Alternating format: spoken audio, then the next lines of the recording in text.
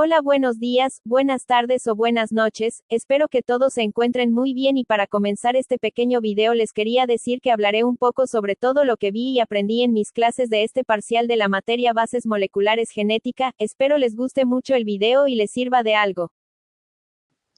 Bueno, para empezar, les hablaré sobre que el ADN y el ARN estructuralmente son muy parecidos. Los diferencia un grupo metilo.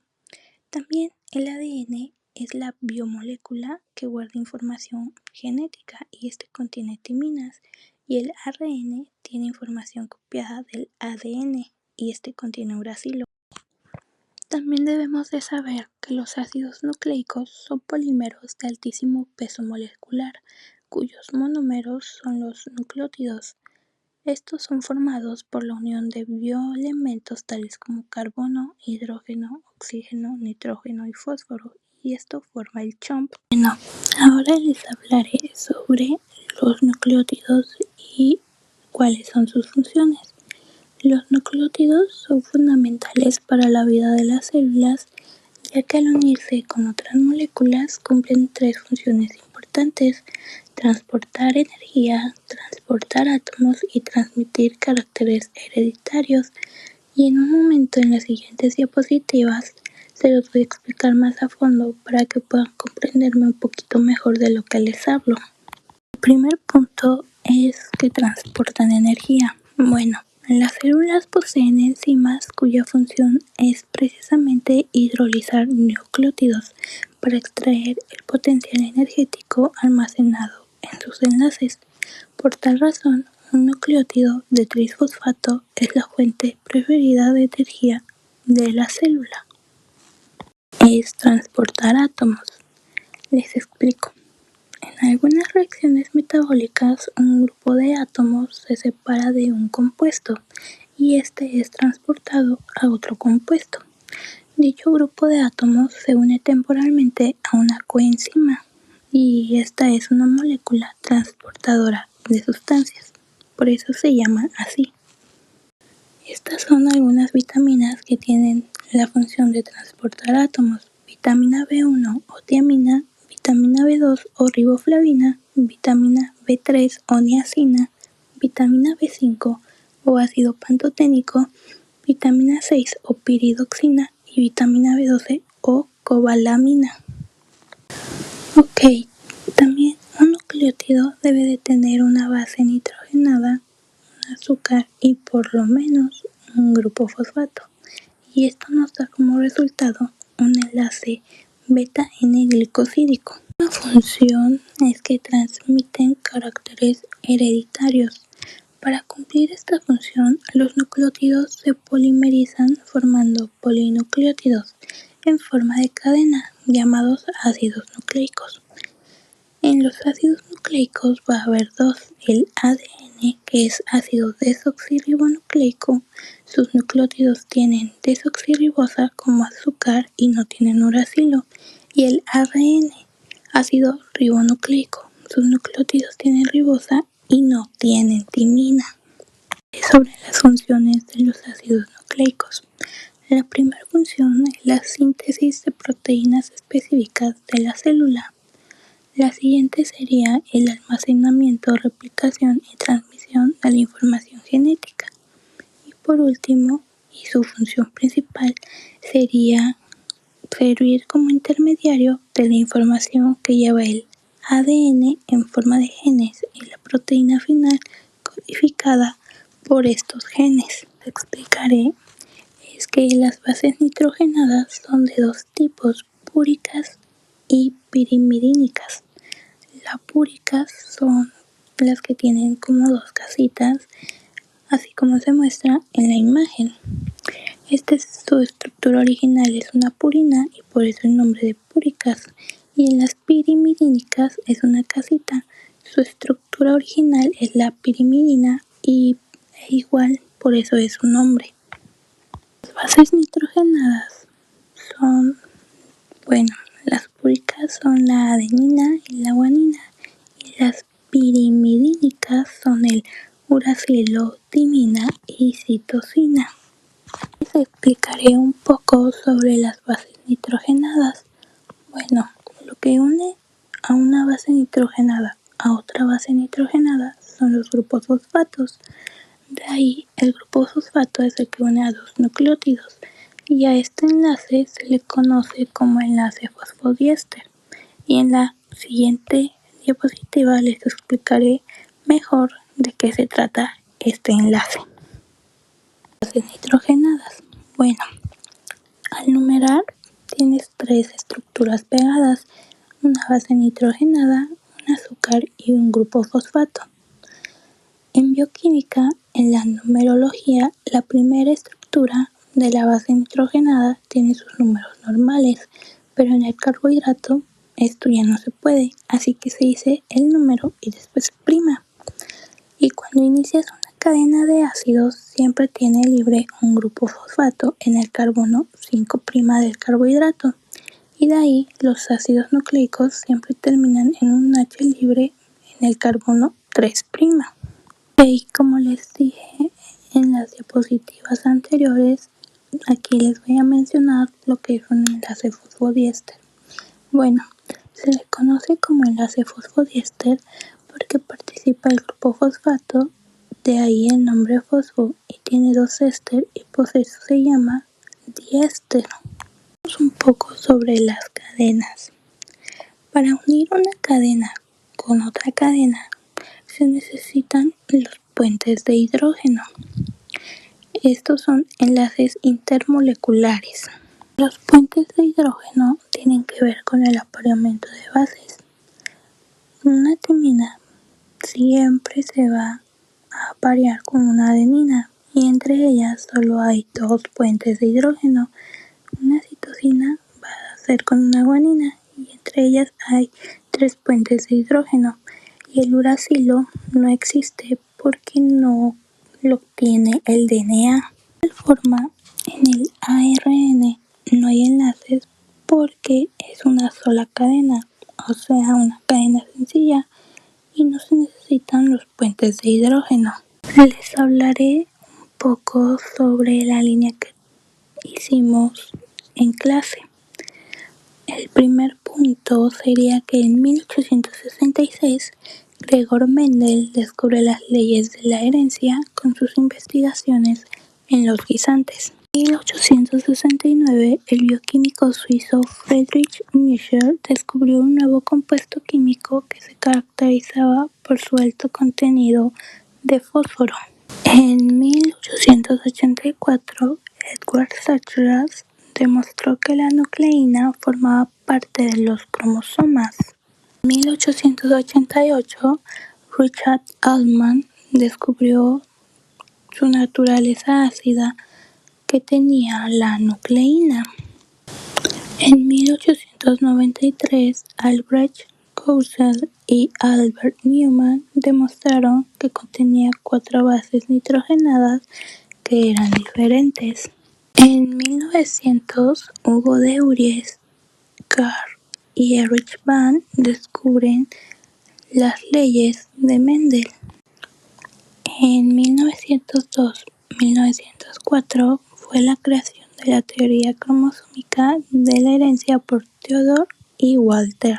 En 1928 Frederick Griffith identificó el principio de transformación genética. Una bacteria transfiere una característica a otra por el principio transformante. En 1930 resurge con más fuerza la investigación del ácido nucleico. En 1944 Oswald y su equipo demostraron que el principio transformante era el ADN. En 1951 Linus Pauling descubrió la estructura de hélice alfa de las proteínas y sentó las bases para el desarrollo de la cristalografía de rayos X. En 1953 es la primera frase del artículo de Watson y Crick que decía: queremos sugerir una estructura para la sal del ácido desoxirribonucleico. Esta estructura tiene características novedosas de interés biológico considerable. El 28 de febrero de 1953, Crick dice: hemos descubierto el secreto de la vida. El 25 de abril de 1953, Rosalind Franklin, en su publicación, pone: así nuestras ideas generales son inconscientes con el modelo propuesto por Watson y Crick en la comunidad anterior. En 1953 es la última frase del artículo original de Watson y Crick, que decía: no ha escapado a nuestra atención que el apareamiento específico que hemos postulado sugiere inmediatamente un mecanismo de copia para el material genético. También en 1953 son los agradecimientos del artículo original de Watson y Crick. En 1958 muere Rosalind sin recibir su premio Nobel o alguna mención de su trabajo. En 1962, Watson, Crick y Wilkins recibieron el premio Nobel por su trabajo en el modelo de la doble hélice del ADN.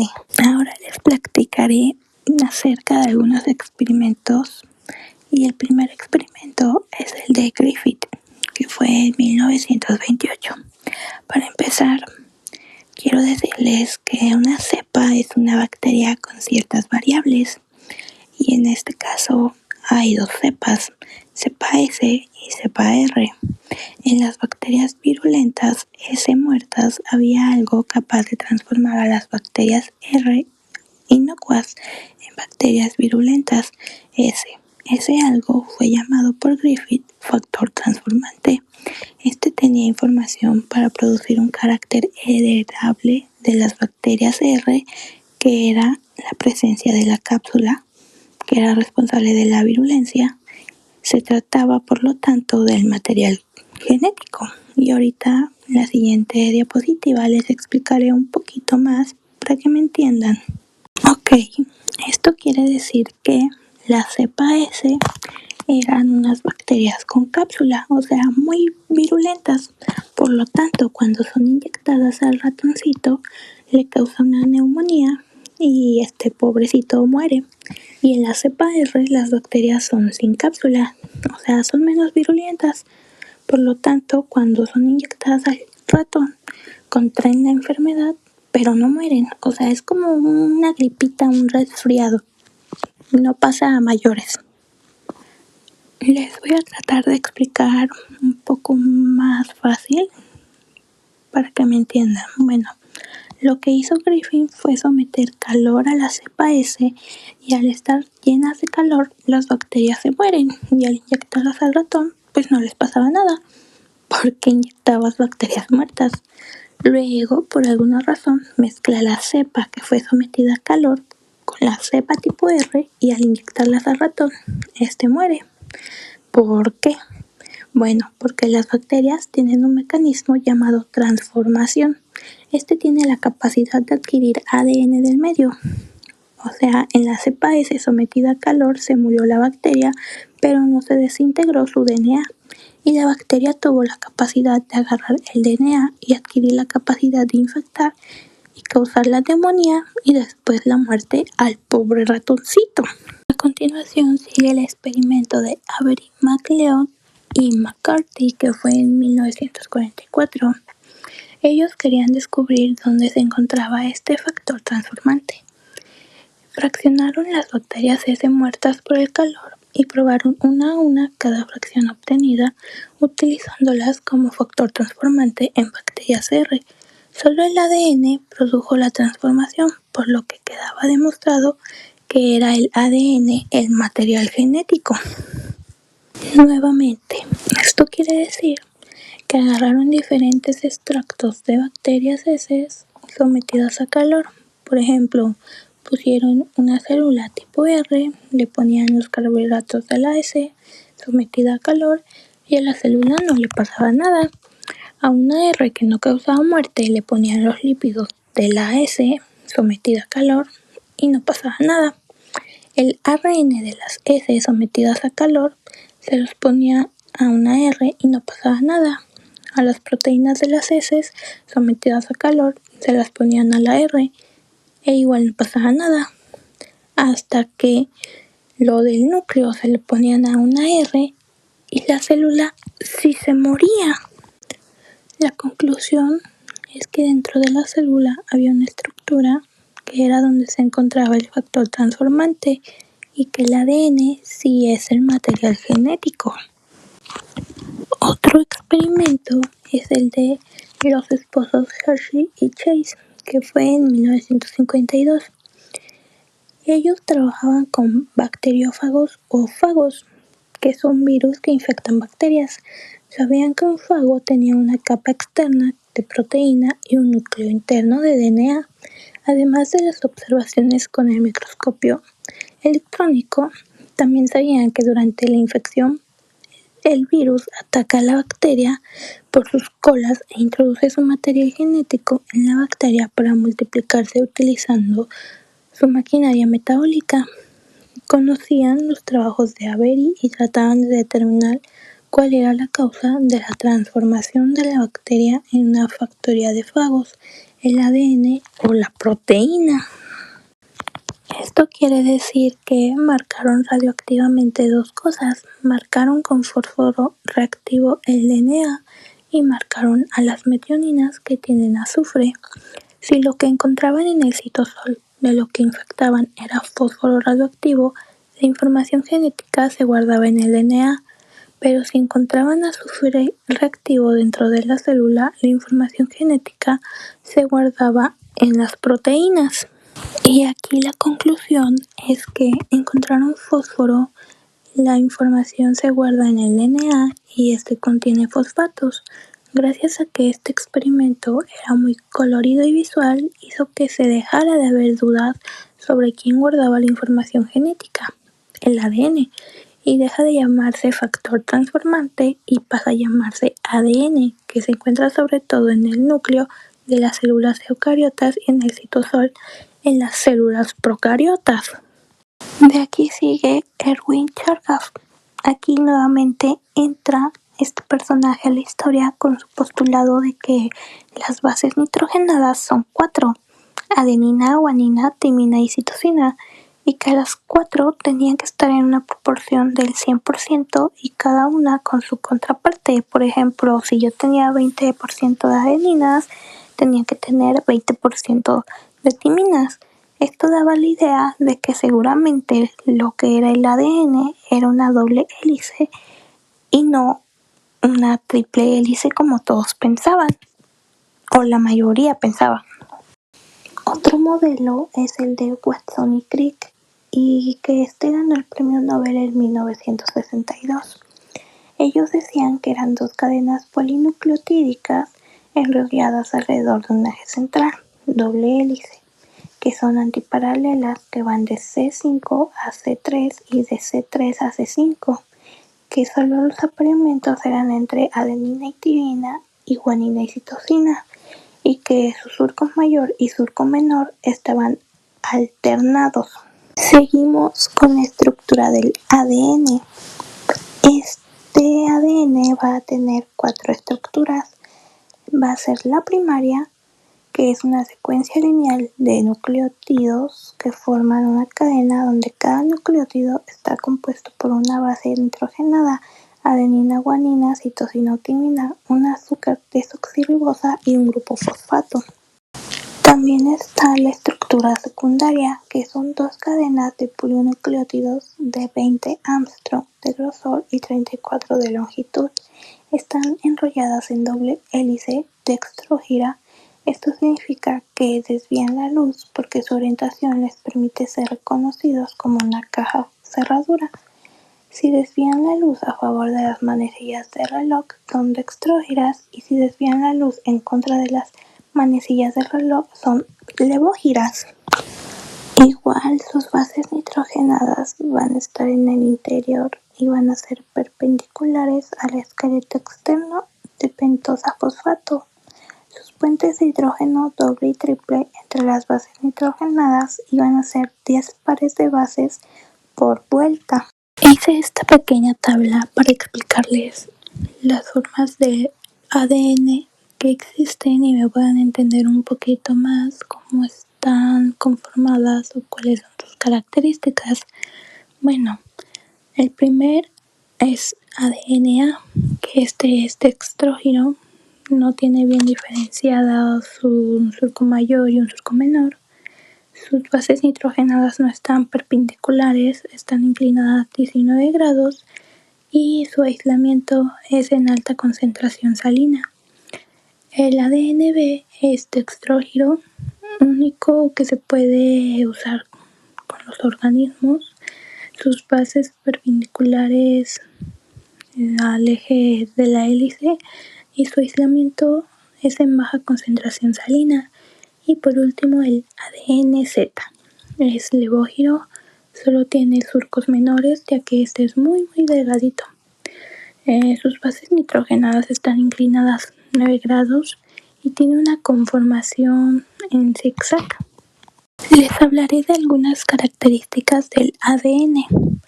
Bueno, la primera característica sería que son soluciones muy viscosas por su longitud y por su estructura. Es tipo transparente blanquecino y si lo agarraras, o sea, sería como un moco, como si estuvieras agarrando un moco. También debido a los fosfóricos es ácido porque los grupos fosfato pueden adquirir protones y comportarse como ácidos fosfóricos y se puede desnaturalizar a 95 grados centígrados. ¿Qué quiere decir esto? Que se van a romper las cadenas. Siguiendo con la estructura del ADN, tenemos una terciaria que se llama cromatina. Es una estructura que es ADN más proteínas. El DNA se acopla con proteínas y así porque tiene que organizarse para poder expresarse adecuadamente y no sea como un reguerío. Ahora les hablaré sobre las clases de cromatina. La primera clase sería la heterocromatina. Este es un bucle súper enrollado y nunca se van a encontrar genes que debamos expresar o que ocupemos. Más bien son como genes de estructura que ya no ocupamos, están ahí por algún error. Por ejemplo, el gen de la cola. O sea, no lo ocupamos, pero lo necesitamos para organizar. Y la eucromatina, que es un bucle más abierto, se encuentran genes que sí ocupamos, que sí debemos expresar, como el color de ojos, el color de piel, el corazón, etc. De lo que hablaré es de la organización de la cromatina y se organiza de la siguiente manera. Primero son los nucleosomas, de ahí siguen los solenoides, seguido por los supersolenoides y hasta el último siguen los cromosomas. Y ahorita en las siguientes diapositivas les hablaré de cada uno de estos elementos. La primera estructura funcional importante es el nucleosoma. Esta está hecha de un octámero de histonas y este octámero de histonas son proteínas globulares, o sea, tienen forma de globo. Esas proteínas se llaman H2A, H2B, H3 y H4 y son 2 de cada una, por eso se hacen 8 y es un octámero. Alrededor de este octámero se va a enredar o vamos a tener al DNA, pero no todo, solo un poquito, como aproximadamente 1.8 vueltas vamos a tener de DNA en este octámero.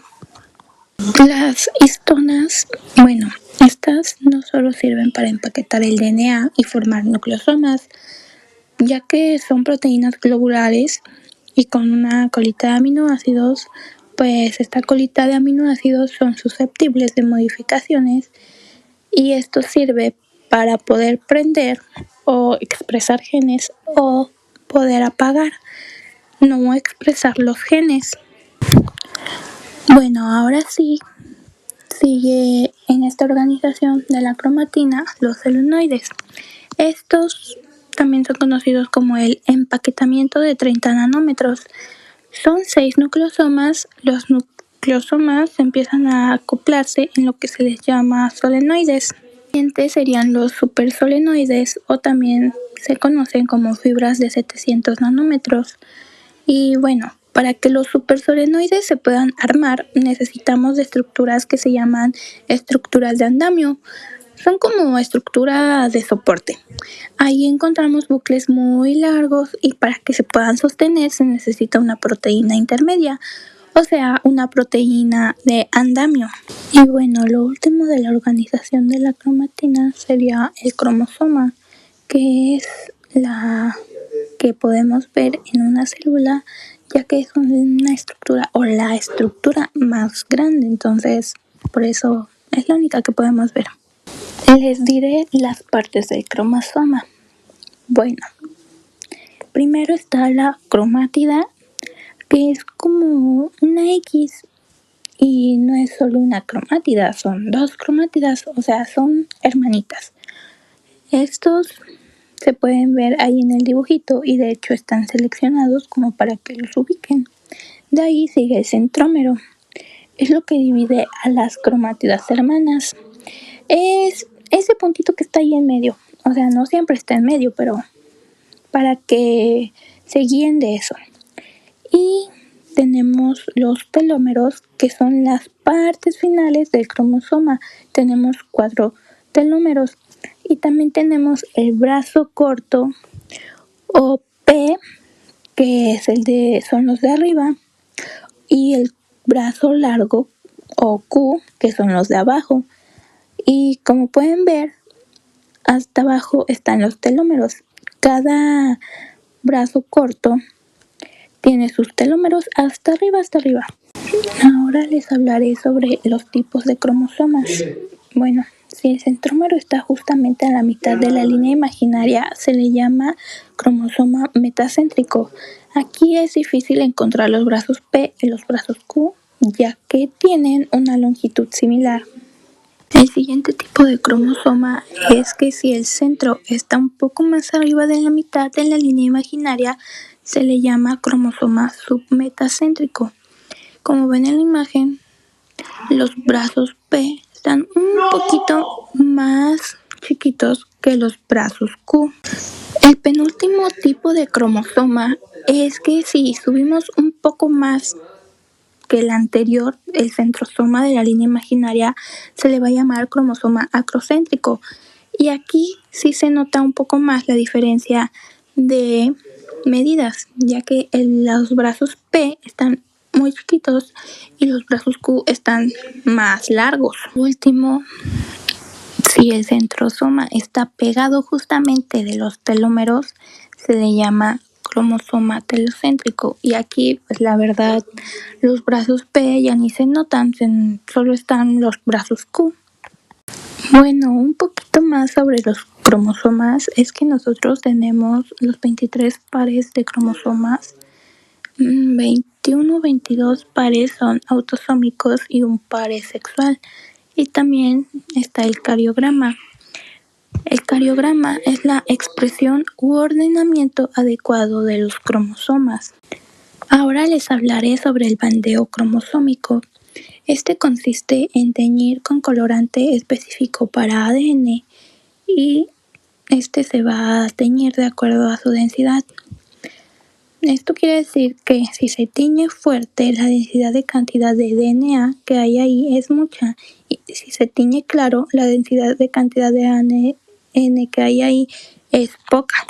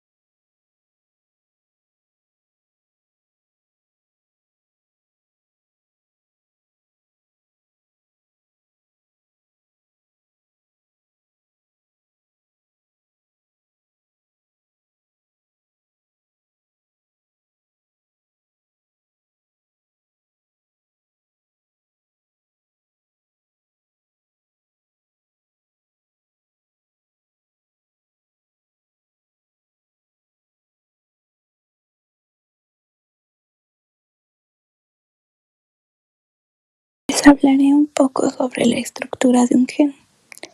La primera parte que les explicaré será el marco abierto de lectura, o también conocido en inglés como Open Reading Frame. Aquí va a estar todo aquello que sí podemos pasar de DNA a RNA a proteína. En la región 5' y en la 3' se encuentran